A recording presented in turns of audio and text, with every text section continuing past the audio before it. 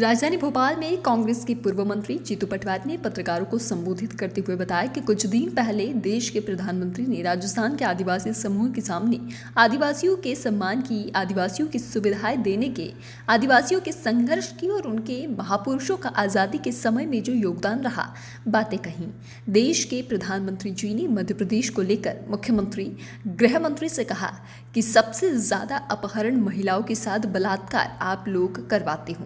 आप लोगों की कानून व्यवस्था पूरी तरह से लचर है। एनसीआर की रिपोर्ट के अनुसार हमारे देश के प्रधानमंत्री जी ने कहा कि वही भारत जोड़ो यात्रा को लेकर जीतू पटवारी ने बताया कि मध्य प्रदेश में जिस तरह से भारत जोड़ो यात्रा की प्लानिंग की गई है, 20 नवंबर से 3 दिसंबर तक मध्य प्रदेश में गुजरेगी, उसमें सम्मानित होंगे, हर विधानसभा से होकर गुजरेगी, हर कार्यकर्ता इसमें, हर आमजन इसमें अपना योगदान देगा। दिन पहले राजस्थान में देश के प्रधानमंत्री ने आदिवासी समूह के सामने आदिवासियों के सम्मान की, उनको सुविधा देने की, आदिवासियों के संघर्ष की और उनके महापुरुषों का आज़ादी में जिस तरीके से योगदान रहा उसकी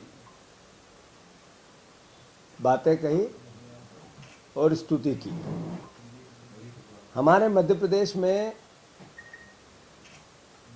देश के प्रधानमंत्री ने हमारे मुख्यमंत्री जी को, गृह मंत्री जी को कहा कि सबसे ज़्यादा अत्याचार, महिलाओं के साथ बलात्कार, महिलाओं का अपहरण आप लोग मध्य प्रदेश में करते हो, करवाते हो।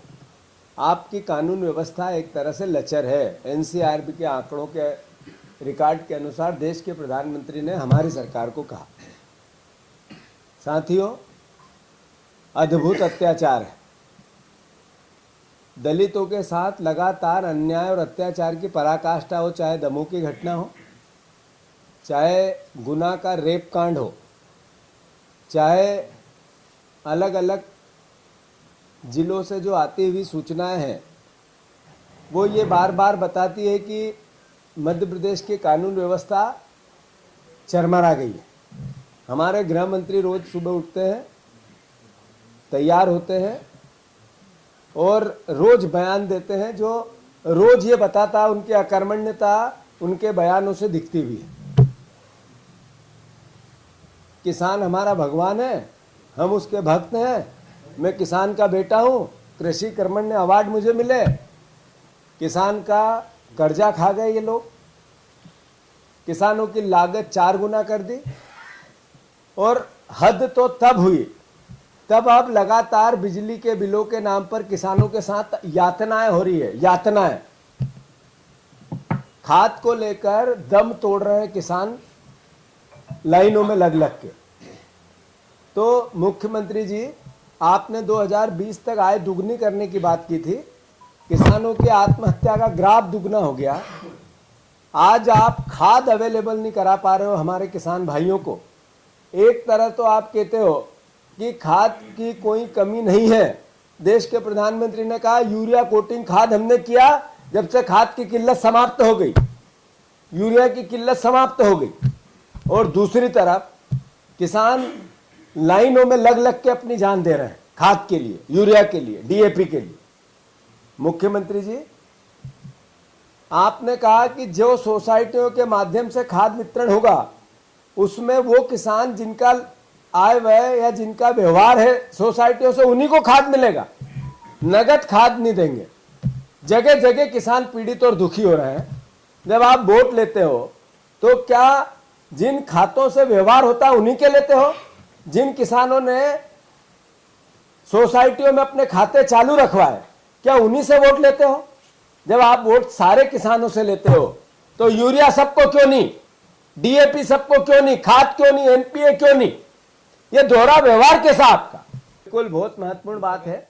भारत जोड़ो यात्रा के उप यात्राएं मध्य प्रदेश में इस तरीके से प्लान हुई है कि लगातार अलग अलग जिलों से ये यात्राएं निकलकर जो मेन भारत जोड़ो यात्रा 20 तारीख से 3 तारीख तक, 20 नवंबर से 3 दिसंबर तक मध्य प्रदेश में गुजरेगी, उसमें सम्मिलित होगी और हर विधानसभा से होके गुजरेगी।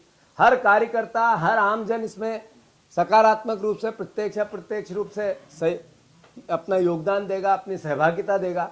और मैं मानता हूं कि ये यात्राएं अपने आप में मध्य प्रदेश में राजनीतिक रूप से, सामाजिक रूप से भी बदलाव लाना की एक प्रक्रिया है, एक अवसर है और इसको आम जनता आत्मसात करेगी।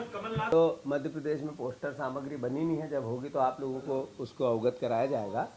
जहाँ तक प्रश्न है भीड़ का, देश का ऐसा कौन नागरिक है या जितने आप लोकतंत्र के चौथे स्तंभ के प्रहरी है कि आपके किसी परिवार का एक सदस्य बताओ जिसके मोबाइल पे ये यात्रा नहीं आई हो। डिजिटल रूप से पूरा देश इस यात्रा से जुड़ रहा है। भारत जोड़ो यात्रा में भारतीय जनता पार्टी के कार्यकर्ता भी डिजिटल रूप से उस सहभागी बन रहे हैं। तो ये अपने आप में प्रयास है इस बात का कि जो मुद्दे हैं देश में, वो चाहे रोजगारी के हो, चाहे महंगाई के हो, चाहे किसानों की आय के हो, चाहे सामाजिक समरसता के हो, इससे देश अवगत हो रहा है। जहाँ तक भीड़ का प्रश्न है, आपको हैदराबाद में कल 1 लाख लोग से ज़्यादा कम दिखे।